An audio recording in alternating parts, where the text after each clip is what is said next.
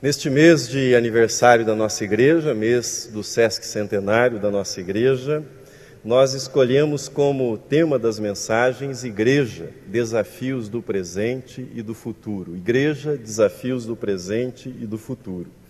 Entretanto, eu quero fazer algumas considerações, algumas observações sobre o modo de tratamento desse tema e também sobre o contexto no qual esse tema, Igreja, Desafios do Presente e do Futuro, será tratado. E começo fazendo a seguinte observação. A Igreja está entre as instituições mais amadas e mais odiadas. Pode parecer chocante, mas esta é a realidade. E amor ou ódio dependem basicamente do tipo de experiência que se teve ou do tipo de experiência que se tem tido na igreja. Amor e ódio dependem destas experiências. Por exemplo, pessoas que tiveram experiências abusivas, experiências autoritárias numa comunidade cristã, nutrirão sentimentos de mal-estar sempre que a palavra igreja for pronunciada.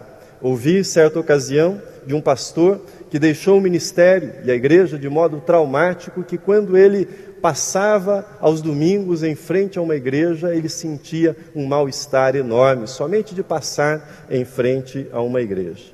Por outro lado, pessoas com experiências positivas, quando ouvem falar igreja, certamente terão uma atitude afetuosa, terão sentimentos positivos, terão uma atitude saudável diante da palavra igreja. Portanto, amor e ódio, mais do que expressar o estado espiritual de uma determinada igreja, expressam o filtro emocional daquele que se relaciona com a igreja. Quais foram as suas experiências, se experiências boas ou experiências ruins, experiências que marcaram negativamente ou experiências que marcaram positivamente. Grande parte do movimento, chamado hoje sem igreja, ou chamado por alguns de desigrejados, tem a ver com as decepções vividas em igrejas cristãs e o modo como essas decepções foram tratadas ou se não foram tratadas ainda. Essa é uma primeira observação. A nossa relação com a igreja passa por esse filtro emocional das nossas experiências. Uma segunda observação é a seguinte: sempre que nós falamos em igreja, nós precisamos ter em mente o seguinte: a palavra igreja é utilizada em diferentes sentidos. Muitas vezes as pessoas falam igreja, mas elas têm em mente o pastor da igreja ou os líderes da igreja. Outras vezes as pessoas falam a igreja, mas elas têm em mente uma determinada denominação, uma determinada confissão. Outras vezes dizem a igreja, mas elas estão se referindo, na verdade, ao comportamento deste ou daquele membro da igreja, seja esse comportamento positivo ou negativo. Outras tantas vezes a menção à igreja é uma referência a um determinado período histórico. Por exemplo, alguém diz, a igreja apoiou a escravidão. Ela está se referindo a um recorte histórico, a um determinado período da história e a uma determinada igreja e a sua conduta naquele período da história. Em resumo, todas as vezes que falamos sobre a igreja, nós precisamos ter esta consciência. Primeiro, a consciência que nós somos influenciados pelas nossas experiências, sejam elas negativas ou positivas, os nossos sentimentos, a nossa avaliação da igreja dependerá em grande parte deste filtro emocional. E precisamos também ter bem claro em nossa mente em que sentido nós estamos usando a palavra igreja, exatamente a que nós estamos nos referindo quando nós mencionamos a palavra igreja. Passo então ao nosso tema, Igreja, Desafios do Presente e do Futuro.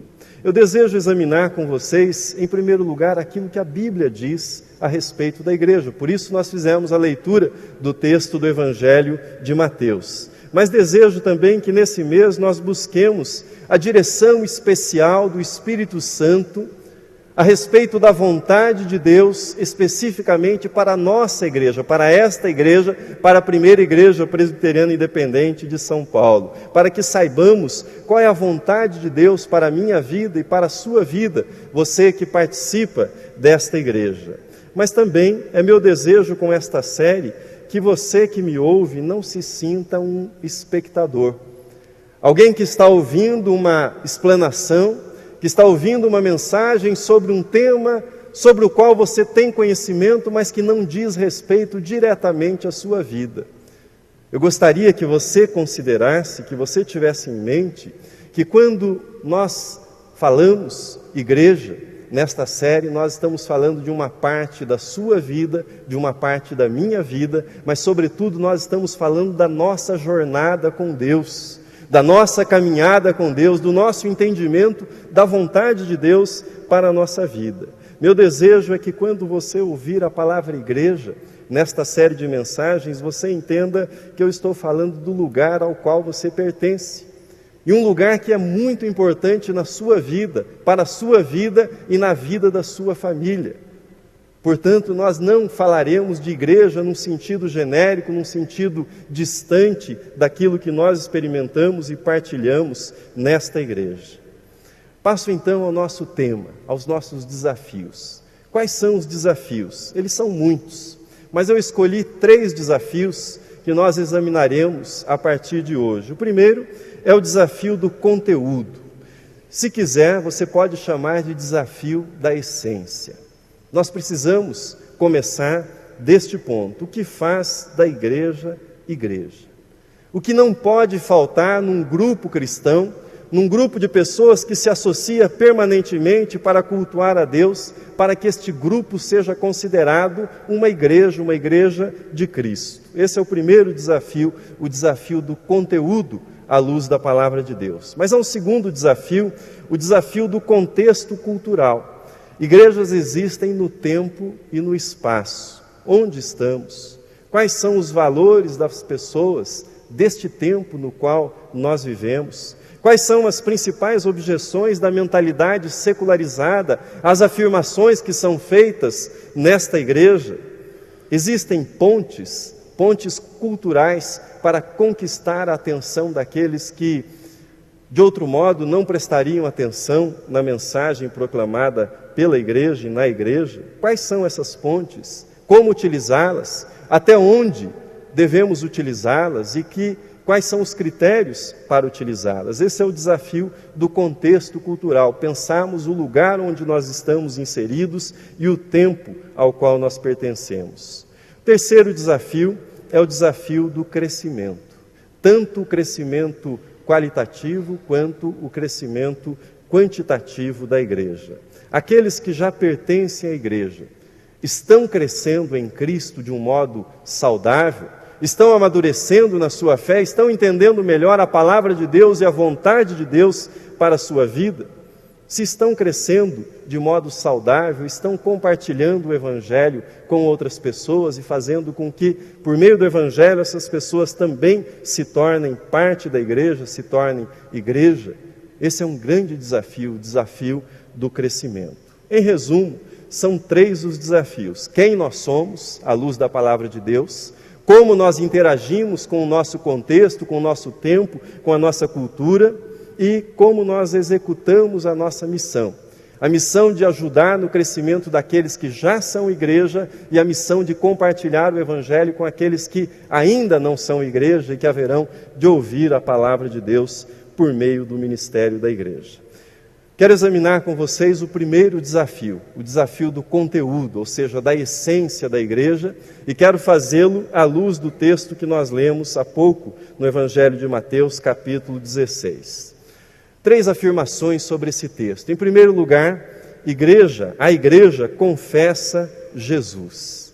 Jesus se dirigiu aos seus discípulos perguntando-lhes quem é que o povo dizia ser ele.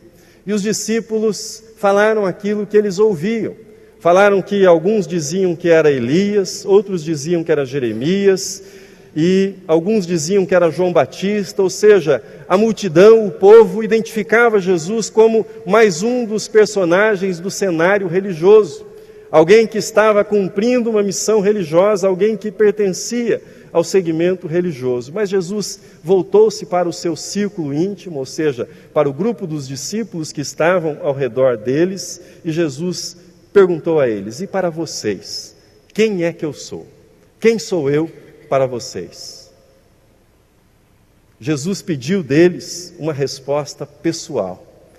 Pedro tomou a iniciativa e disse: Tu és o Cristo, o Filho de Deus, que significava: Tu és o ungido, o Messias, o escolhido de Deus, aquele que nós esperávamos.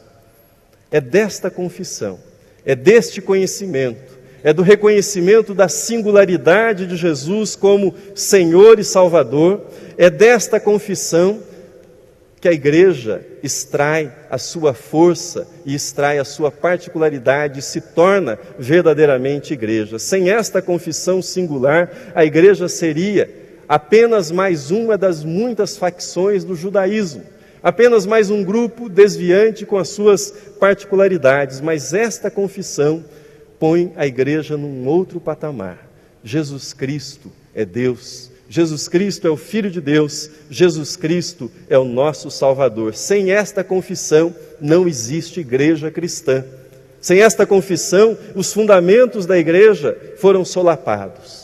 Por isso, a cada nova geração, a igreja cristã é chamada a confessar que Jesus Cristo é o seu Senhor e é o seu Salvador. Esse é o ponto de partida da igreja. O importante não é o que os outros dizem e pensam sobre Jesus, mas quem é Jesus para você? Como você confessa Jesus? Qual o impacto de Jesus na sua vida? Esta confissão requer envolvimento pessoal. Não é uma confissão apenas verbal ou uma confissão intelectual, é uma adesão, é uma entrega, é uma rendição a Jesus. Saber quem é Jesus é tornar-se seu discípulo, seu seguidor, seu aprendiz e seu servo. Aqueles que sabem quem é Jesus e o confessam deverão saber também partilhar das duas grandes paixões que se revelaram na vida de Jesus. Quais eram as duas grandes paixões de Jesus? A glória do Pai, glorificar o Pai e oferecer aos seres humanos dignidade. Paixão pela glória do Pai, que na hora extrema de dor, no Getsêmani, levou Jesus a dizer: Meu Pai, se possível, passe de mim este cálice, todavia não seja como eu quero, e sim como tu queres. Aqueles que confessam Jesus assumem esta paixão de Jesus, glorificar a Deus acima de todas as coisas, realizar a vontade de Deus acima de todas as coisas. É isto que nos faz igreja. Mas havia também em Jesus uma paixão pela dignidade dos seres humanos, por tratar os seres humanos com respeito. Por exemplo, ele não permitiu que uma mulher fosse tratada como objeto, fosse apedrejada. Ele não permitiu que aquele endemoniado permanecesse como morada de demônios. Ele não permitiu que crianças fossem tratadas como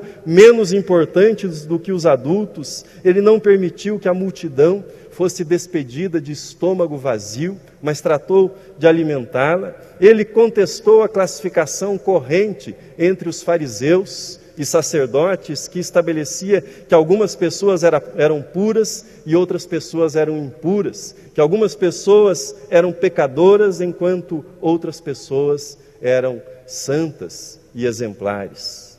Tão bela e exemplar paixão pela dignidade dos seres humanos levou um teólogo a dizer sobre Jesus: humano assim, só Deus mesmo. Jesus é exemplo de humanidade, do que significa ser humano entre os seres humanos. A rocha sobre a qual a igreja está firmada é o Cristo. Cristo crido, confessado perante os homens, perante as pessoas. Nós deveremos, porventura, nos orgulhar disso? De modo algum. Jesus, ao ouvir dos lábios de Pedro aquela declaração, dirigiu-se a Pedro dizendo: não foi carne e sangue que revelaram isto para você, mas meu Pai que está nos céus. Ter este conhecimento de Cristo é um dado da graça de Deus, um presente da graça de Deus para nós. Mas há uma segunda observação sobre o conteúdo da igreja que compartilho com vocês. Igreja, então, é reconhecer, é confessar Jesus Cristo. Em segundo lugar, a igreja pertence somente a Jesus. Veja comigo novamente Mateus 16, 18. Também eu te digo que tu és Pedro, e sobre esta pedra edificarei a minha igreja. Será que é importante ler a última parte deste versículo? edificarei a minha igreja? Será que é importante dizer que a igreja é de Jesus, que a igreja pertence somente a Jesus? Ouça isto. Em 1999, fiz parte de uma comissão interventora num sínodo na região do Rio de Janeiro. E indo para uma reunião desta comissão, nós íamos para a IPI de Edson Passos. E a certa altura, não sei bem em que região do Rio de Janeiro, mas a certa altura, no táxi que nós estávamos, eu avistei uma igreja, e nesta igreja, bem no alto da fachada, estava uma faixa em vermelho, bem grande, escrito, sob nova direção. Eu não lembro o nome da igreja, a que denominação pertencia. Talvez, no contexto daquela igreja, isso fosse algo salutar. Não sei por que crise essa igreja passava, não sei o contexto em que essa faixa foi ali afixada. A linguagem pode ser inocente, talvez a intenção possa até ser positiva, mas a linguagem inocente revela uma pressuposição equivocada, revela uma pressuposição de posse. E antes estava sob a direção de quem? Quem é que dirigia esta igreja antes? Não era Jesus, o Espírito Santo, a palavra de Deus? Por isso, compartilho com o reverendo Leontino, quando presidiu a nossa igreja, compartilho com ele a seguinte afirmação. Ele disse, naquela ocasião em que presidia a nossa igreja: hoje, muitos querem ter uma igreja, mas poucos querem ser igreja. Muitos querem ter uma igreja, mas poucos querem ser uma igreja. A igreja pertence a Jesus, porque foi Jesus quem deixou a glória que teve junto ao Pai para encarnar-se como humano entre nós. Foi Jesus quem esteve 40 dias no deserto preparando-se para a sua missão. Foi Jesus quem agonizou no Getsêmani. Foi Jesus quem recebeu sobre os seus ombros o peso da cruz. Foi Jesus que foi pregado, morto e sepultado, mas foi Jesus que ressuscitou, venceu a morte e apresentou-se vitorioso para perdoar os nossos pecados. Por isso a igreja pertence somente a Ele e a nenhum ser humano, a nenhum grupo de seres humanos, porque foi Ele quem sofreu para redimir a igreja com o seu sangue, com a sua vida. A igreja é propriedade de Jesus e pertence somente a Jesus. O apóstolo Paulo, diante do partidarismo que existia na igreja de Corinto, perguntou aos coríntios de modo retórico: acaso Cristo está dividido? Prossegue: foi Paulo crucificado em favor de vós, ou fostes porventura batizados em nome de Paulo? A igreja pertence a Jesus. Quem foi crucificado, quem a redimiu, quem a comprou com seu sangue, foi Jesus. Por isso ela pertence somente a Jesus.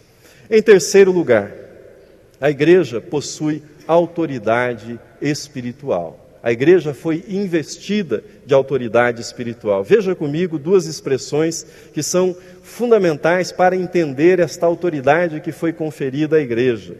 Leamos novamente Mateus 18 e 19. Assim diz a palavra de Deus: também eu te digo que tu és Pedro, e sobre esta pedra edificarei a minha igreja, e as portas do inferno não prevalecerão contra ela. Prossegue: dar-te-ei as chaves do reino dos céus. O que ligares na terra terá sido ligado nos céus, e o que desligares na terra terá sido desligado nos céus. Autoridade é sempre maior do que poder.